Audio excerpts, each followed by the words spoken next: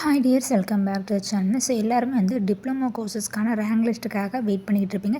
So rank list வந்து எப்போ release ஆகும் அண்ட் ரிலீஸ் ஆனதுமே நீங்கள் வந்து நெக்ஸ்ட் ஸ்டெப்பாக வந்து என்னெல்லாம் பண்ணணும். ஸோ இதை பற்றி நம்ம சேனலில் பார்க்க போகிறோம். ஸோ வீடியோ வந்து ஸ்கிப் பண்ணாமல் பாருங்கள். அப்போ தான் வந்து கவுன்சிலிங்கில் வந்து நீங்கள் செலக்ட் ஆயிருக்கீங்களா இல்லையா, எப்படி கவுன்சிலிங் அட்டன் பண்ணணும்னு சொல்லி உங்களுக்கு கிளியராக புரியும். அண்ட் நம்மளுடைய சேனலை இதை நீங்கள் ஃபஸ்ட் டைம் பார்க்குறீங்கன்னா சப்ஸ்கிரைப் பண்ணி வச்சுக்கோங்க.